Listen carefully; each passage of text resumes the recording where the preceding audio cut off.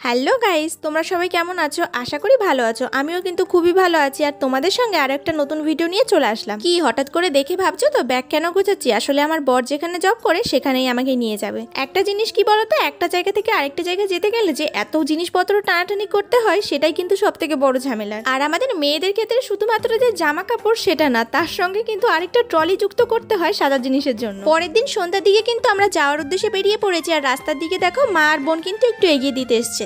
কিছু পেতে হলে আমাদের হয়তো কিছু স্যাক্রিফাইসও করতে হয়। এখানে যখন ছিলাম পুরো ফ্যামিলি কিন্তু পাশে পেয়েছি, শুধুমাত্র বরকে সবসময় পাশে পাইনি। তবে এখন বরকে সবসময়ের জন্য পাশে পেলেও পুরো ফ্যামিলিকে কিন্তু আর পাশে পাবো না। ট্রেন ধরে প্রথমে আমরা হাওড়া স্টেশনে চলে এসেছি। এবার এখান থেকে আমরা ফেরি পার করে ওপারে যাব বাবুঘাটে। বাবুঘাট বাস স্ট্যান্ড থেকে আমাদের বাস আছে। আসলে আমাদের পুরো রাস্তাটাই কিন্তু বাসে করে যেতে হবে, কারণ আমাদের এখান থেকে ট্রেনের টাইমটা ঠিকঠাক পাইনি। মানে এখান থেকে ট্রেন ধরে তারপরে বাসে উঠতে হতো, কিন্তু আমাদের ঠিকঠাক ট্রেনের টাইমটা ছিল না। তাই বাবুঘাট থেকে বাস ধরে আমাদের যেতে হবে রাঁচি, তারপরে রাঁচি থেকে আবার বাস চেঞ্জ করে যেতে হবে অম্বিকাপুরে।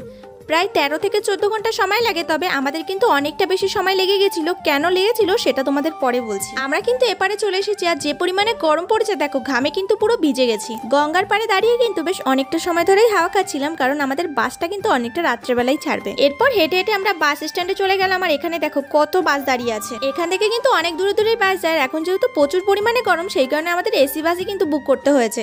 আমরা কিন্তু স্লিপিং সিট নিয়েছিলাম, সেই কারণে উপরে উঠতে হয়েছে। উপরে গিয়ে দেখো আমরা কিন্তু রাতের খাবারটা খেয়ে নিচ্ছি। রাতের খাবারটা কিন্তু বাড়ি থেকেই দিয়েছিল আর খাবারে ছিল পরোটা আর চিকেন কষা। খাবার দাবার খেয়ে একটু বসেছিলাম আর বাইরের দিকটা দেখো কতটা সুন্দর লাগছে দেখতে।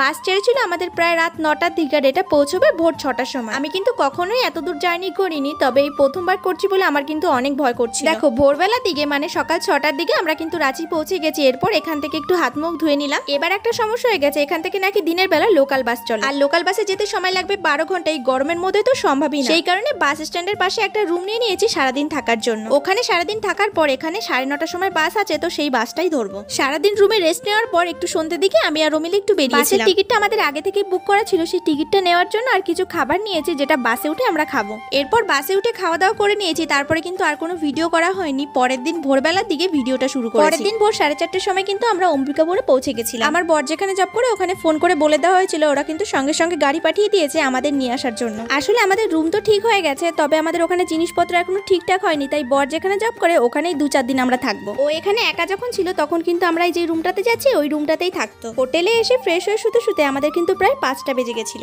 রুমটা কিন্তু খুব একটা ভালো করে গোছানো ছিল না। রুমের পাশে যে জানলাটা ছিল সেটা দিয়ে বাইরেটা দেখো কতটা সুন্দর লাগছে দেখতে। এখন যেহেতু ভোর 5টা, দেখো বাইরের দিকটা কিন্তু পুরো নীল নীল হয়ে আছে। এখন যেহেতু ভীষণই টায়ার্ড, সেই কারণে এখন একটু ঘুমিয়ে নেব। তো পরের দিন সকালবেলা আবার দেখা হবে। পরের দিন সকাল ঠিক না, সকাল তো হয়ে গেছে, মাত্র 2-4 ঘন্টা হয়তো ঘুমাতে পারবো। ঘুম ভেঙেছে আমার প্রায় 9টার দিকে আর ওদিকে কিন্তু ও ফ্রেশ হতে গেছে, যেহেতু ডিউটিতে বেরোবে।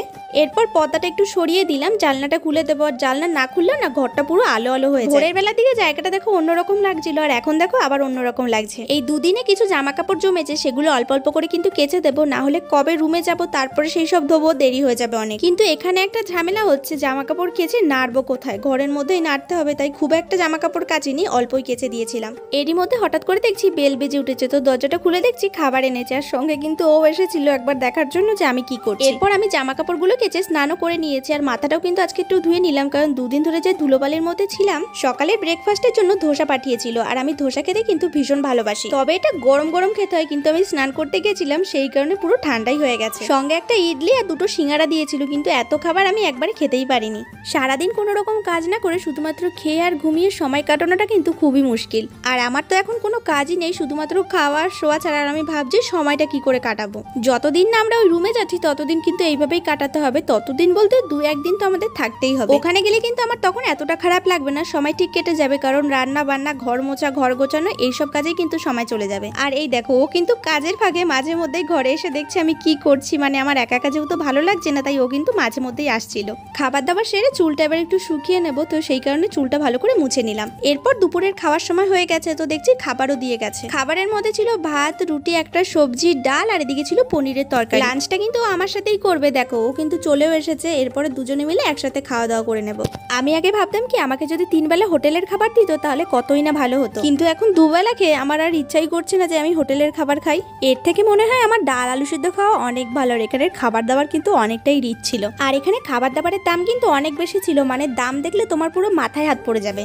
প্রথম প্রথম এসেছি বলে হয়তো একটু খারাপ লাগছে, কারণ এখানে পরিবেশের সাথে মানিয়ে নিতে একটু সময় লাগবে। ওখানে যেহেতু সবাই ছিল খুব ভালোভাবে সময়টা কেটে যেত। দুজনে মিলে খাওয়া দাওয়া করছিলাম আর আমি ওকে বলছিলাম যে এই খাবারের দাম এত, এর থেকে আমি ভালো রান্না করি। তোমরা একটা জিনিস শুনলে অবাক হয়ে যাবে যে এখানে এক প্লেট বিরিয়ানির দাম 350 টাকা। 350 টাকা দাম ঠিক আছে, কিন্তু সেই বিরিয়ানিতে না কোনো রকম বিরিয়ানির ফ্লেভার বা টেস্ট কোনোটাই পাবে। এখানে খাবার জিনিসপত্রের দাম কিন্তু অনেক বেশি, তবে আমাদের কলকাতার বিরিয়ানির সাথে কিন্তু কোনো কিছুর তুলনা হয় না।